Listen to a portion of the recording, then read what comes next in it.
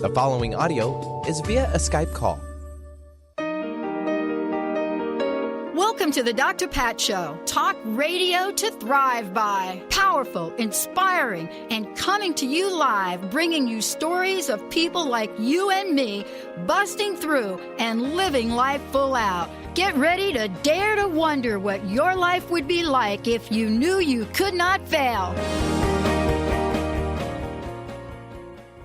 Hey, everybody. Welcome, welcome, welcome. It's so great to have all of you tuning us in and turning us on. Thank you so very much for all of you listening for as long as you have been listening. And I'm always fascinated by the people that are out there right now. Someone asked me a question. They asked me, well, how have things changed in 15 years? And the answer is this. We're able to reach more of you easier than we have ever done before. Our technology, of course, helps. But the other thing that's changed is the books and the authors and the messaging is so very cool. You know, we're seeing new ideas that really are responding to the questions that all of us are asking. And today's show is about that. You know, when we think about our lives and think about what we're drawn to, many of you have heard me do shows before about animal totems, let's say. But what about flowers? Have you ever heard me ask the question, which I've done a lot of times, you know, I'm really drawn to that particular flower. I don't know why I'm drawn to it. You know, Linda, who's my best friend, she doesn't understand why I'm drawn to it. There's nothing in my history, my background, or my family that would say, okay, you should be drawn to this particular flower or this particular plant or this particular anything that you put into the ground. But why is it? You know, what is it? And, you know, when we take a look at that phrase, roses may be red, violets may be blue, but then what? What about them? What about violets?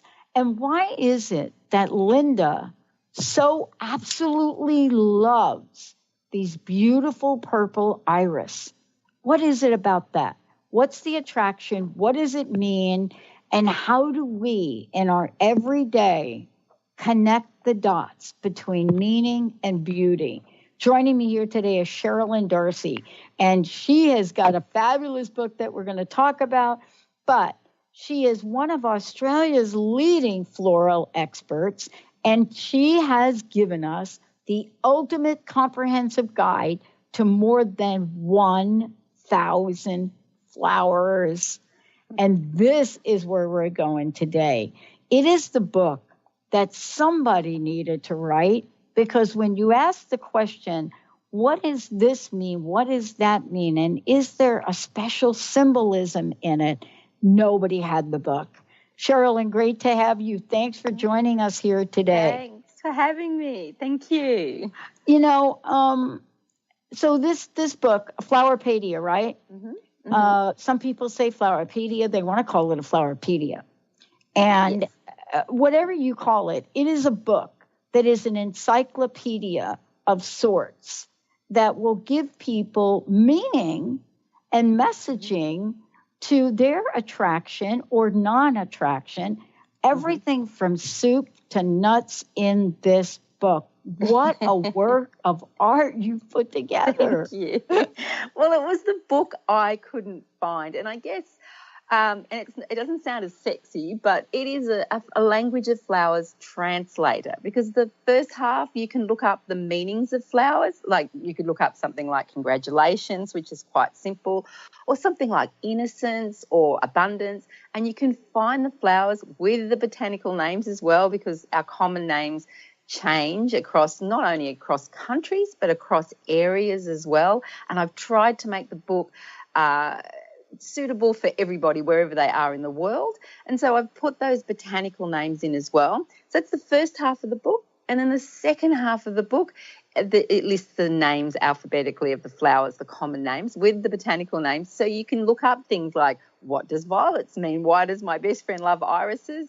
you can look that up. Or if you're looking for gifts to give people, or you're having a wedding or an event, you can bring more meaning into these occasions by selecting flowers that truly symbolize people, events, occasions, or the energy that you'd like to convey as well. So it's just the book I couldn't find. They were all my journals and things put together, and people would constantly ask me. So I felt like putting my journal in their hands. This is it. So it's a language translator, and in the back it's got all your common lists of anniversaries and even things like clans and things like that as well in the back. So, and it's something it's a good size to carry around as well. You know, I want to just go through how the book works, if we could, for a minute, and then we'll dig into some of this. You know, most people would think, okay, all right, this is a book of flowers, so let me open the book. You know, we're going to get all the flowers, but that's not the way the book goes. What you've done is created a story based on the way we actually think and see the world.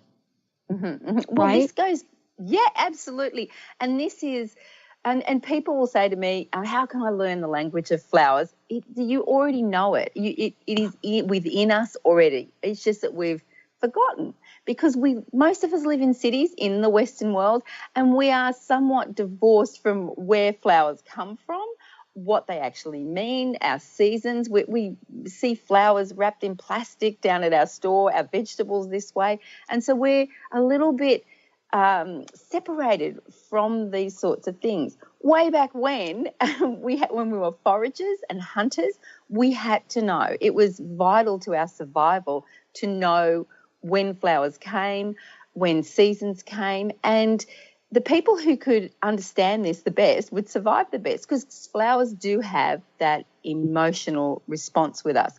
So the way I've set the book up is to try and reinvigorate that again.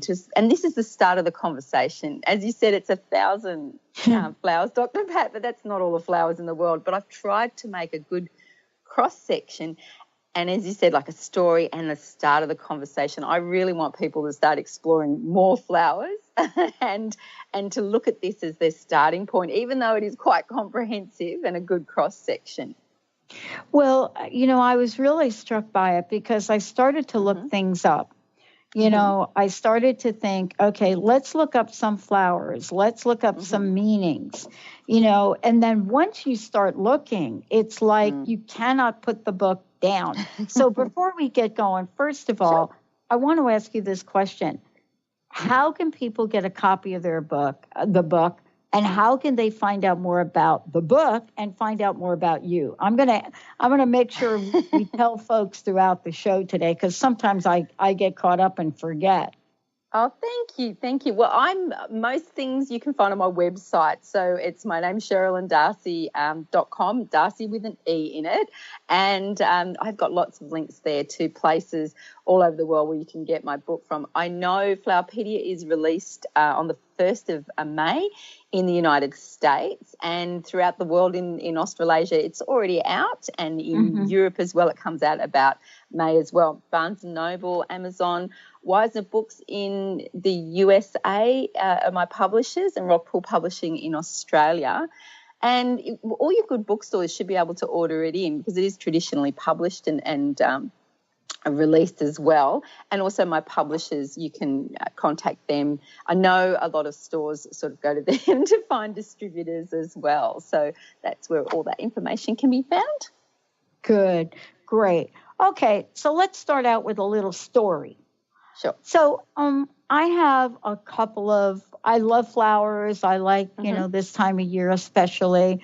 But, you know, I have this standalone in a planter holly, let's just call it a holly tree, bush, whatever we want to call it, holly. Now, I know that you're not supposed to plant one, you have to have them together, whatever that is. But it's this one structure, this, if you look at all the other things that I plant, they're all beautiful. And then there's this holly thing. And everybody that comes over, you know, Linda was there. She said, what are you going to do with that holly bush? What are you doing with that? And I said, I just like it. I want you to just leave it. And they're like, but it's like spreading. And I'm thinking to myself, okay, so why is it bothering so many people? And there's no way I will get rid of it, move it, or do anything but be able to look at it. So what's going on with that? Why are you connected to it? Well, look, we become connected to different plants and flowers because of their meaning. And this was going back to when I said we know this language within ourselves. Those who've studied complementary medicines like flower essences and aromatherapy and herbalism will understand a concept known as the doctrine of signatures. That's a whole other world, but it does tap into this language of flowers. And we understand this by the way a plant looks, but also the way it feels. And being drawn to something, these meanings, these uses of these plants, the heritage of the plants say something to us, and it's a connection with us. Holly is one of the big protection and defense plants. It protects us. It protects what we believe in as well, but it also brings peace. It actually means I wish you peace. I would like peace around me. People, and it's not saying the people who react sort of in the way that you've described, there's anything wrong with this, but when they see a protection or a barrier, sometimes what is their first reaction is a bit, and think of a holly, it's a bit prickly, and that's why that's their first sort of reaction, and they're probably worried because they're thinking this plant, it means protection and defense, and they might be warning you of it, but you're actually feeling okay with it because you want it around you, because it feels like it's giving you some sort of protection and bringing peace as well. So that is your connection most probably with it. If it's a plant that you want all the time, you're very connected with sort of things from the past staying not the way they are, but it's a protection of memories, a protection of legacy as well. But it'd be interesting to see where you have it in your home as well. Did you say I have it right outside my door. There you go. I have a giant sliding door, and I usually, this time of year I'm going to plant flowers and so forth. But this particular, this particular plant, there's no way. I mean, Linda looks at it. She tries to hide it. Other people want to move it on the side. I end up pulling it out, putting it right in front of that door. And whatever the reason is, it's just like breathing to me to do that. So it's a homemaker plant. Yeah, it's one of the homemaker plants, and people like putting them out the front. Jade, people think of that as always planted out the front because it's good luck and bringing money in. It brings prosperity and it helps keep things that are worth a lot keep going. So jade's another one people plant in a lot of where I live in Australia. You call them plumeria. We call them frangipanis. They're very popular in fronts of homes. Very similar energy to the holly, very similar. So you're just intuitively, Dr. Pat, planting a homemaker protection plant out the front. And that's done. Right. Well, and here, Linda just sends me a Skype message. It looks like long, empty branches. So, Linda, now you have a different perspective on this. And by the way, for those of you out there, we love to know, are you drawn to a particular plant? Is there something you're drawn to? And would you like to know more about it? Or would you like to know, what should I put around me? What should I put around me if I maybe would like to restore my health? How about if I want some mental healing? What do I want to put around me? Let's take a short break. When we come back, we're taking your calls, questions, 1-800-930-2819. We'll be right back.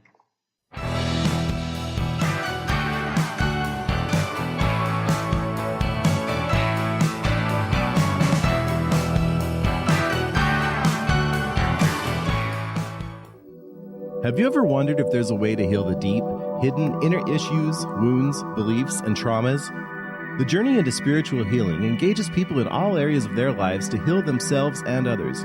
Tune in each month on Transformation Talk Radio as Dr. Jaffe brings conversations of healing of body, mind, and spirit as he merges the excellence of traditional medicine with the beauty of spiritual healing. For more information about Dr. Jaffe, this show, and his work, visit drjaffemd.com. Conscious Confidence Radio, a timeless wisdom with Sarah Main. Tune in each month on Transformation Talk Radio and join Sarah on an adventurous journey to the deeper level of meaning to move beyond today's world of constant change, confusion, and uncertainty beyond the shadow of fear. This hit show explores key concepts such as confidence, values, and attitude in a dynamic way. To learn more about Sarah and her work, visit sarahmain.com. Did you know that all of the shows on the Transformation Radio Network are available as podcasts to stream or download? Really? Check us out. Go to transformationradio.fm. We have business shows, spiritual shows, energy healing shows, and pretty much everything in between. Something for everyone, guaranteed to inspire, educate, and transform. We are transforming the world, one listener at a time. How would you like increased health and vitality? How would you like to avoid the onset of disease as well as slow the aging process? This is all possible through a simple, safe, and natural process. Every day we are either moving toward wellness or away from wellness. Hi, I'm Mary Jane Mack. I'd like to be your partner in achieving optimal health. Contact me now at maryjanemack.com or call 425-392-0659. Visit maryjanemack.com. Please join us for a transformational conference with five of the leading pioneers in the fields of science and spirituality, all in one place. Join best-selling authors and teachers Greg Braden, Dr. Bruce Lipton, Lynn McTaggart, Dr. Joe Dispenza, and Lee Carroll in both individual workshops as well as a weekend of keynote presentations and panel discussions. At this extraordinary event, you'll get to experience some of the brightest leaders of our world today, empowering you with groundbreaking new information, deep wisdom, and practical tools to transform your life. Come connect with others and expand your consciousness in beautiful Nanaimo on Vancouver Island in British Columbia, June 14th through 19th. For more information or to register for what some are expecting to be one of the best conferences of 2018, visit shalohaproductions.com. That's SHALOHA Productions.com. Or visit the individual speakers' websites.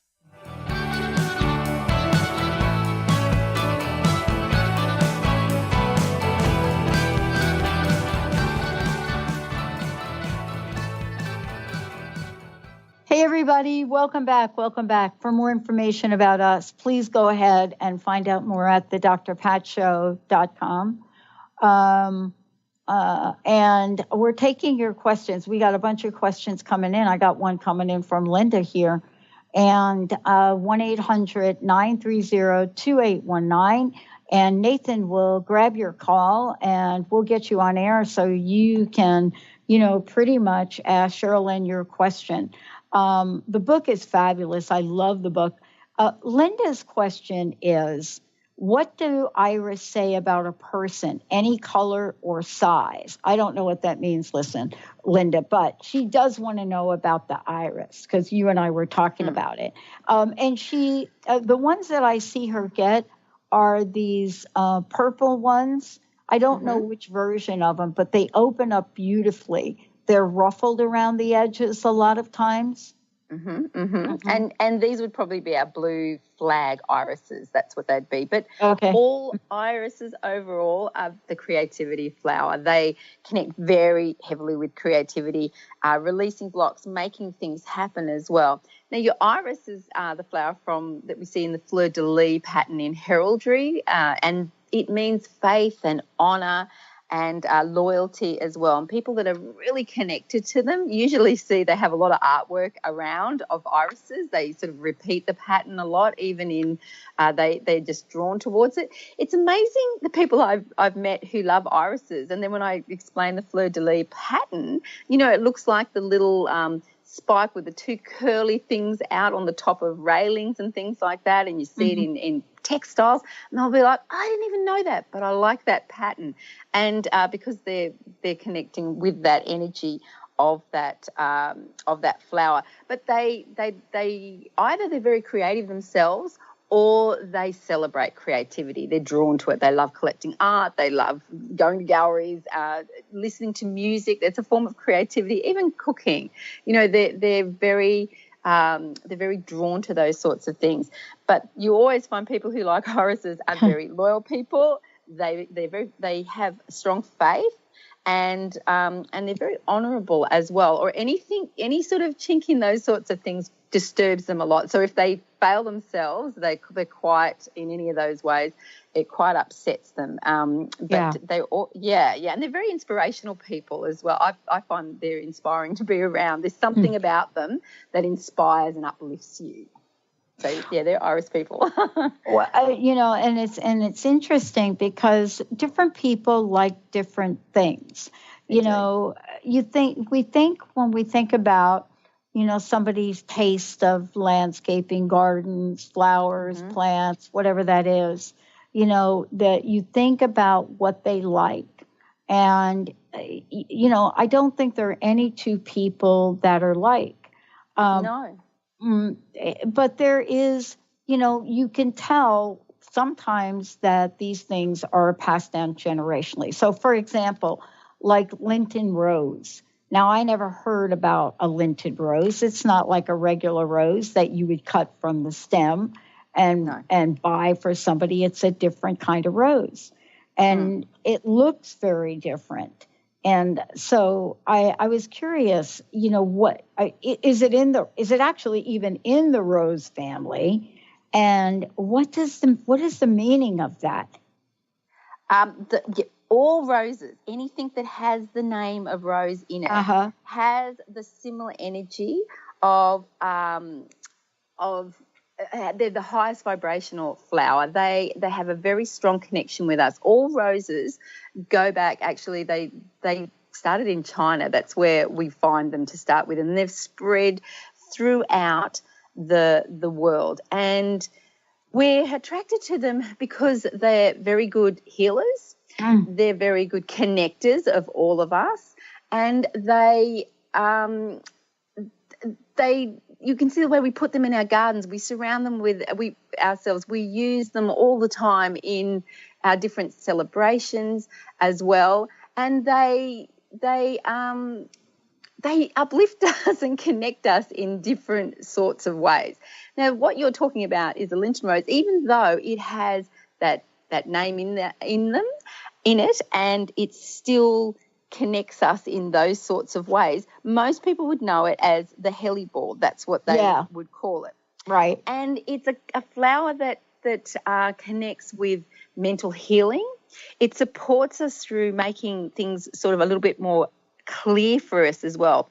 And another meaning for it, or an attribute, and is a meaning, is plant alchemy. So we're looking at the fact that we call it Linton rose. Is it really a rose? It's something we associate with those sorts of energies. And so this is this alchemy that comes in. And you find a lot of flowers like this that maybe, have similar attributes or similar names as well, are into this sort of shape-shifting energy, and sometimes this plant, but always this plant alchemy.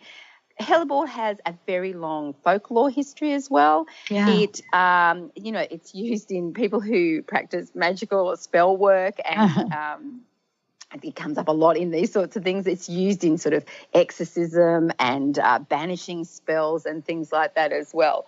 But you're very right. Is it a rose or not? Not true rose, but right. But it does connect with that sort of energy because we have given it that, and there is something probably, and we find this all the time in science, it'll pop up somewhere like, oh, this is why, scientifically there might be something in its genes, or there might be some sort of healing property at some point. Because I find this all the time. Science bears out our folklore and our herbalism traditions somewhere along the line, eventually. So, it's an interesting one. And I was reading in your book. And it also talks about the fact that it's also a protection kind of thing. Invisibility protection. So now I have 3 plants, right? One is the holly that I put there myself. The 2 Lenten roses, which Linda put there. So now I got 3 protection plants. What do you think's going on? I don't know. You're going to put a plumeria in there as well, because that's a big household protecting plant. Because that that's so funny. Or ivy. Ivy's another one. Is a big protector and holds things up if you have a look at the way it grows. But that's well, you see plumeria everywhere. It's actually originally from Puerto Rico, these sorts of areas, and it. If you go throughout sort of Asia and South America, you'll see them planted in the fronts of graveyards because they're meant to protect.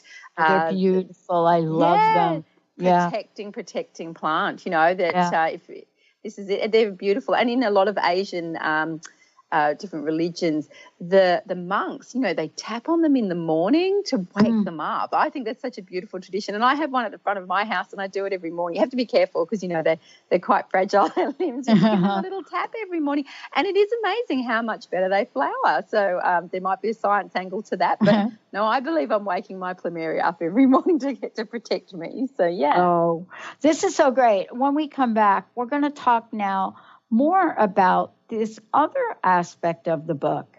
What if you wanted to find out what you might want to surround yourself with if you want to have more harmony in your life, maybe more love, maybe more strength, you know, maybe if you want to have a new beginning, or how about more prosperity, maybe more money? Are there such things that perhaps you might already have in your house? Obviously, I've got a few protecting things out there for me. But what are the things that you might want to surround yourself with more of? When we come back, we'll be talking with Cheralyn about that. We'll be giving a copy of the book away, everyone. 1-800-930-2819. If you want to know, what do I need to have out there for a little bit more dreaming? 1-800-930-2819. Give us a call. We also have a copy of the book to give away. We'll be right back.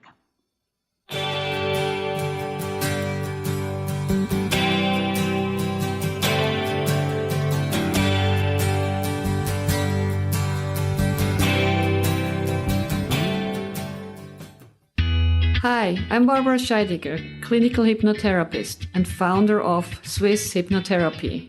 And this is a tip with purpose. Be willing to make a change for the good. If you want to know what your thoughts were like in the past, look at your body today. If you want to know what your body will be like in the future, look at your thoughts today. This was Deepak Chopra who said that. And it's true. But it's never, ever too late to make a change. And many things can be reversed. If you put your mind into it and make an effort, now you can make the change, and tomorrow you will feel much better. Start now and look forward. Past is the past. There's no future in it. But in the now, you can find the future for tomorrow. I hope this tip helps you. You can reach me at swisshypnotherapy.com. Are you looking for the perfect setting for your next workshop or retreat? At Spirit Fire Meditative Retreat Center, cultivating consciousness is what we do best. Our guests count on us to create an atmosphere that supports serenity and well-being. We lead from the heart and create space for the mind. Freshly prepared meals designed with local and organic ingredients, 95 acres of beautiful woods and pastures, and a facility built with green in mind. This is what you'll find at Spirit Fire. For more information, visit spiritfireretreatcenter.com.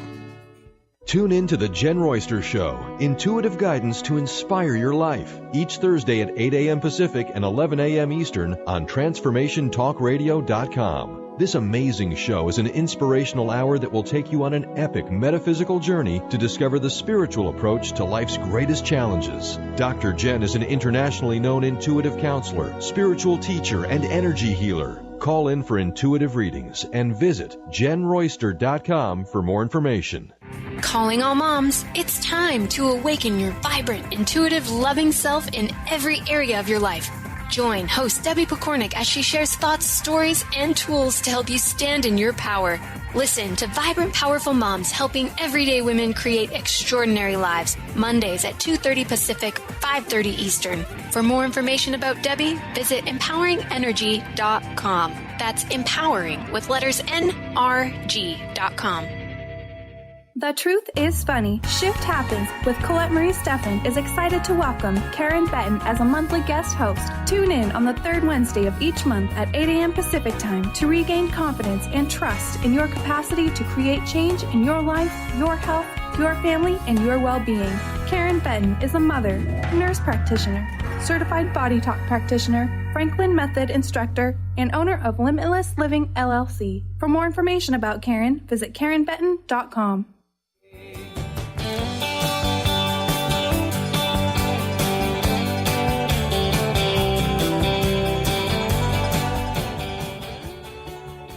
Hey, everybody. Welcome back. Cheralyn Darcy joining me here today.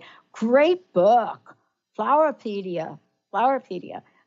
Before we kind of dive into this, because there are a couple different ways that you present the relationship between life and flowers, and I love it. It's just beautiful. It's fascinating to me. First, tell people how they can find out more about you, but then how they can get a copy of the book. And then, Nathan, we're going to give away a copy of the book here in a minute. Okay. Well, my website is www.cheralyn, Cheralyn, Darcy, DARCEY.com. And that's not just about me, but it gives you all the links of where you can find the book. It is available in all good bookstores, some florist gardening centres and gift stores as well. And I do believe in the United States it's released throughout all Barnes & Noble stores from the 1st of May as well. And you can find it on Amazon too. Awesome. And, let's go ahead and give a copy of the book away, 1-800-930-2819. Love to give a copy of the book away. And one of the things that I said before, Cheralyn, is that you and I happen to be talking about flowers first. Here we are, we're surrounding ourselves with flowers. I told you a little bit about, Linda and her ability to grow amazing Christmas cactus. I mean, it's just crazy what she can do with that. But, sometimes we might want to bring something into our lives, either an energy or a manifestation of something or more of something or lessons of something. And I was really struck by what you have in the book. So, for example, we were thinking about what our logo should be for our network, which is a transformation radio. We're all positive talk. And I went in here and I looked in the positive under the word positive in the book. And I was really struck by what positive transformation even is in the book. Yes, and I thought this is so fascinating. The name of my company is Unlimited Possibilities. And you even had something in there. This is really incredible for people. How does one use this? Let's say that you wanted more creativity or more of something in your life. How would you could use this? You could look it up and you could find the flowers that are connected with that energy that you want to bring in. Because, look, when we're attracted to flowers, or even if we're buying them for other people, as simple as buying a bunch of flowers for people, we're attracted to what we like and what describes us, and we're also attracted to what we need. What we need to do when we're buying flowers for other people is to try, and this is like gifts. When you go and you're going to buy a birthday gift or a Christmas gift, you get attracted to everything you like, and you have to sort of stop yourself sometimes and go, hang on a minute, what would they like? And we do it all the time. We do it really bad with flowers. So we have to think about what they would like or what they need in their life as well. But what you described then, finding logos, finding things you can bring into your world, you can do that with flowers as well. Now, you don't have to just have the fresh flowers, because the energy's there in the imagery, it's there in botanical things. So you could be looking for something like a fragrance even that you can use, different notes in even, preferably organic, lovely, pure essences and oils and aromatherapy. But even in commercial fragrances, they will have good ones that use the right ingredient, the pure ingredients, will bring that energy in as well to you. But looking up things to describe and bring the energy of those flowers in to workplace things, into textiles that you have around you as well. I've got little cloths and things and little brooches even that have the imagery of different flowers that I wear at different times, because I want that energy around me, and I want to feel either protected, I want to feel stronger, I want to feel braver. I'm feeling fuzzy and I want some mental clarity as well. Or I grow rosemary and I pick the little flowers, but the bush, the whole plant has the same energy, the little locket, and I'll often put that in because it helps me remember, because sometimes when I'm talking on radio even, I've got my little thing here and I'm like, oh, hang on a minute, especially when it's 4 a.m. in the morning. So I've got my rosemary around me to help with my memory.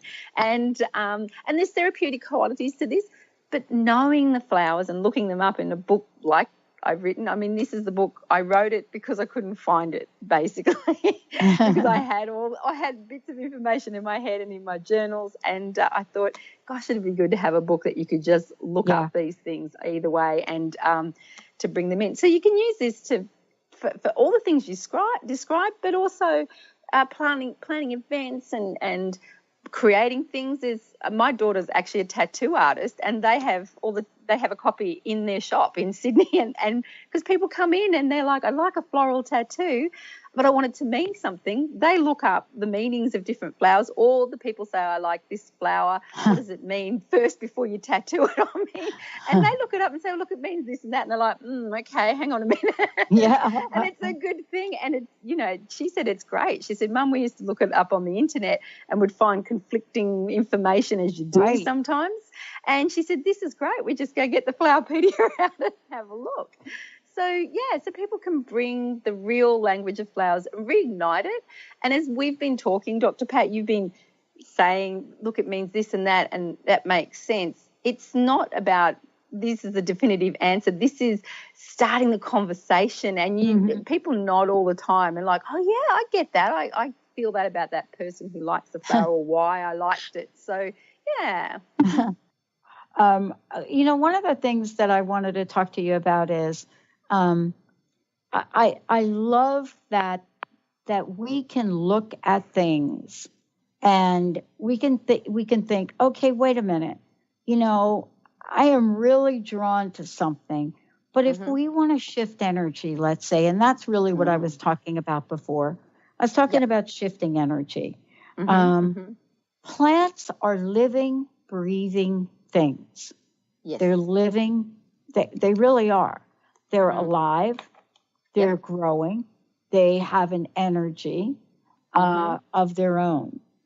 And that's right. Yeah. And so what have you found? All right. Look. Yeah. Oh, sorry. Yeah, go ahead.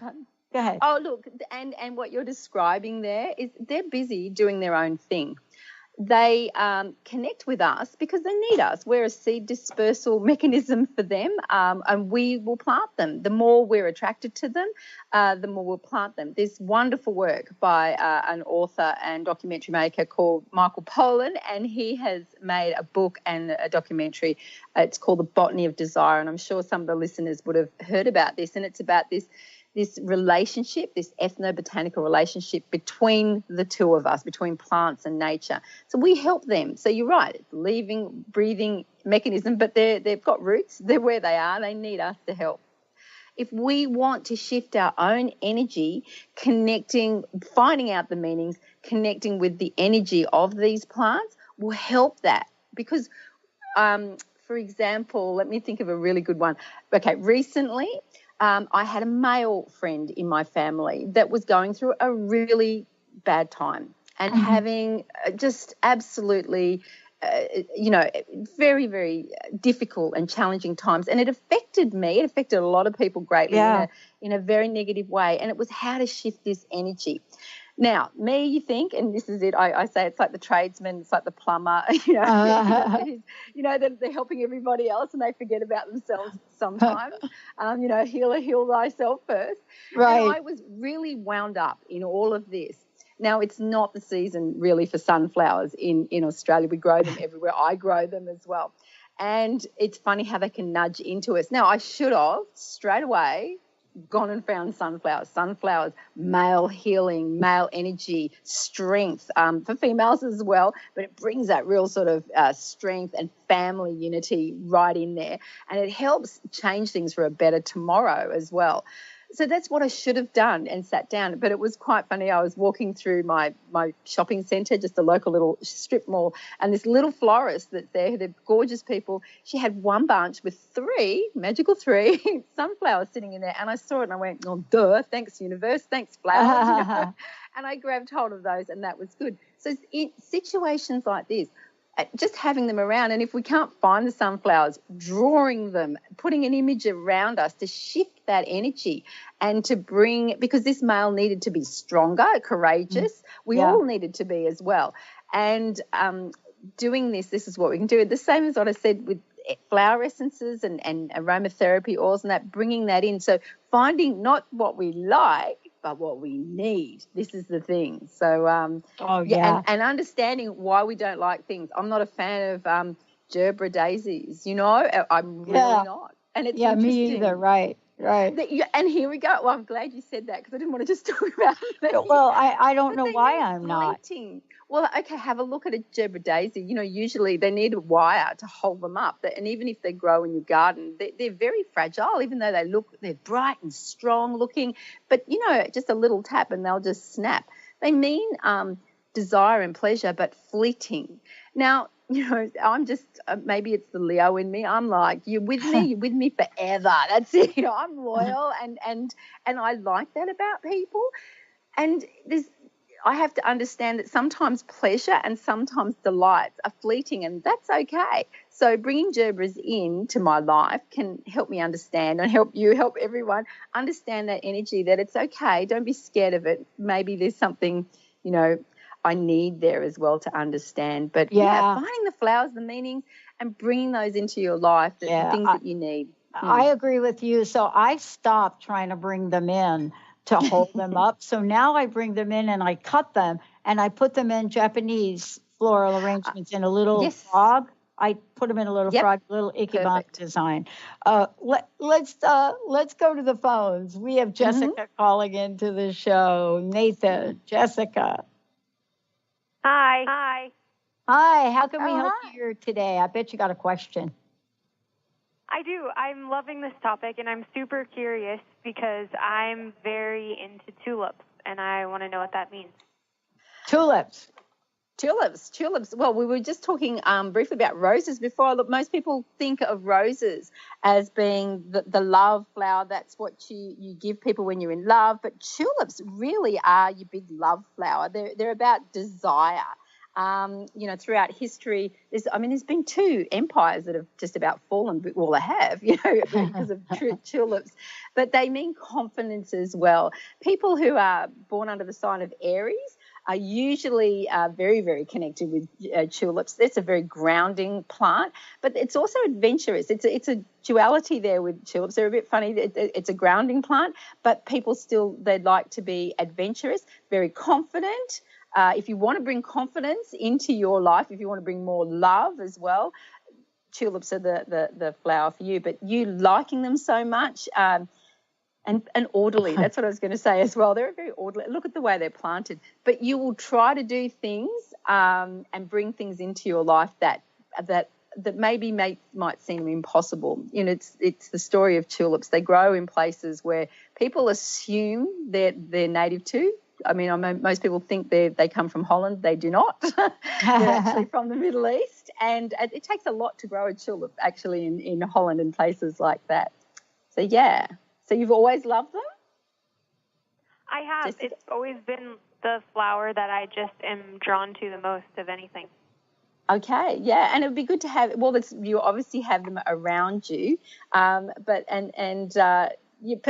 I find people, or do you? Sometimes people love these sort of plants and flowers, and they don't plant them. It's good to try to plant them in some way, or have the image around you as well if you're drawn to them, because they'll support you as well when you're not feeling so great. You know, tulips are the thing if you're drawn to, and they'll help with confidence. Anytime you sort of might feel that failing in any way, or want to feel a bit more grounded and yourself, that's when to connect with that flower, the flower that is yours. But yeah, that's what they mean.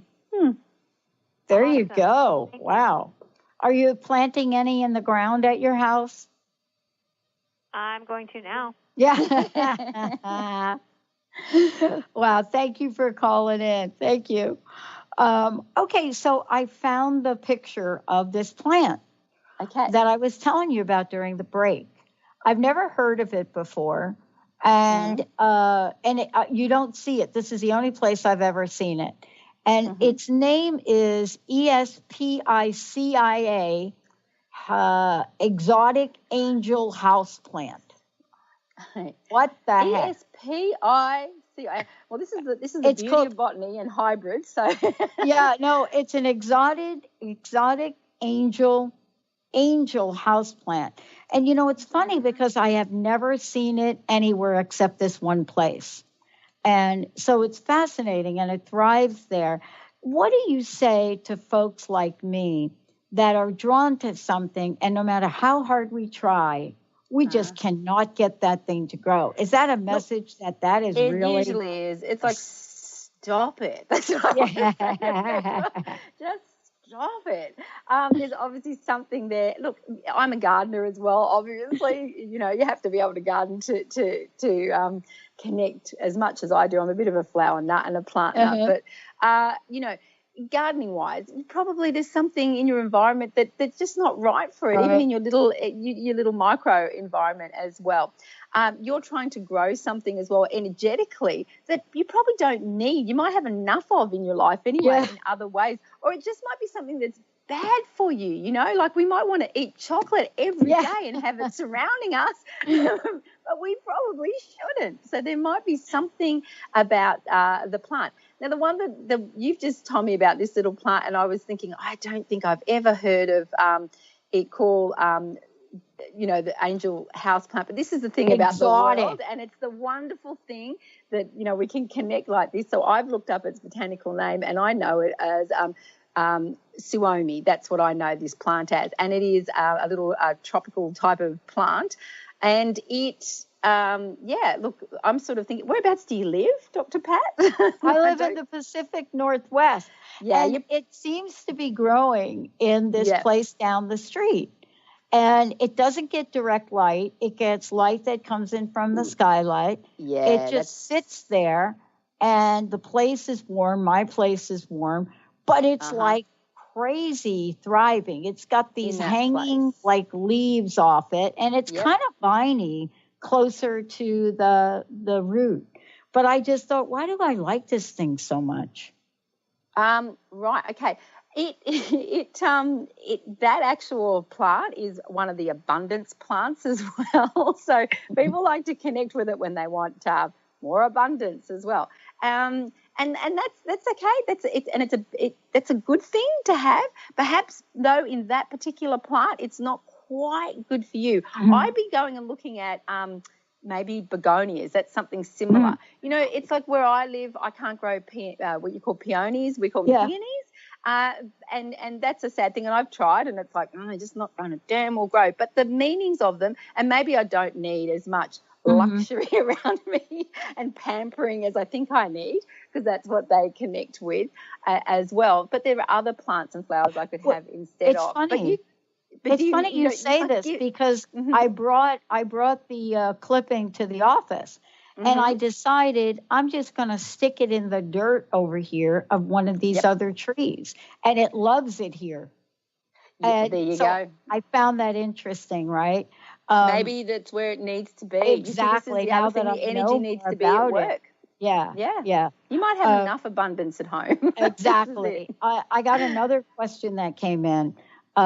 Fascinating question. So I have enough trees in my home, but I was drawn to this rubber tree that I got for $5, and it was kind of tall, and it had some other little branches, but it's in a small little pot. So I thought, I just put it in there, and it's not going to grow very much. It's taken over my living room. It's rubber tree. She says rubber trees. She says it's got two really tall, like 5 foot. I think that's a foot, 5 foot. But then it's got smaller ones, and they're all in this little teeny pot. Should I replant it? What is going on with the rubber? Okay, with the rubber tree, I'm kind of thinking it's probably, there's a few different plants that have the common name rubber. To be quite honest, to get the correct gardening information, I would go and talk to one of your, I know you call them master gardeners, or one of your, even at one of your nurseries, garden centres as well, just to get the right information. Take a leaf with you as well, because even in photographs, plants can look similar to others. Even botanists have a hard time identifying some. Does it need to, it's thriving, does it need to be replanted? It probably does. You're in some way almost like a bonsai, you're stunting its growth probably a little bit, even though it's going crazy. But generally, what are the meanings? Look, good fortune, abundance, success as well. These are the meanings as well. Having it thrive like that around you, it's whoa, what is happening? But what was the name of the caller? Sorry, I missed the name of the JD. It means something good's happening in the next year or so. If you've just bought this plant in and this is all happening, have a look at what's happening around that room as well. What are you doing there? What are you thinking? Have you got a computer there and you've been Googling things? Have you been reading things? Is it your workplace as well? Because this is another thing, a connection. Yeah, she said office, by the office area. By the office in my house. What a great message, because this is obviously what you're doing. You're on the right track. This is what it's telling you, because it's growing so well in that area. But be kind, because, this plant is thriving in this area. Be kind. I really would go and have a chat with your garden centre, take a leaf, just to make sure that you can keep that energy going as well, because, the plant doesn't know where its feed is exactly. It's getting crazy on the energy that's going around there. So whatever you're doing, you're on the right track. Keep going. Particularly interesting if you're sort of faltering a little bit at the moment. It could be encouraging you to keep going as well. Oh, boy, that's a good message. Awesome. Wow. Well, this hour has gone by so quickly. I want to thank you, Cheralyn. I hope you'll come back. I would love to. Thank you. Yeah, we got many more callers, and we gave a copy of the book away right away. Oh, thank you. Thank you so much. Personal message from you, please, and give out your website again. Thank you. Okay, my website is www.cheralyndarcey.com, and may nature always bless you, but much more importantly, may you all be a blessing always to nature. Yeah, let's all go get rubber tree plants. Thank you. Oh, my gosh, thank you. Thank you. Thank you all for tuning us in and turning us on. And, for those of you that were not able to come on, we'll get Cheralyn back. Thank you, Cheralyn. Thank you so much. Thank you, Nathan, for pushing all the right buttons. And for you guys out there, stay tuned. We got another hour on Transformation Talk Radio coming up.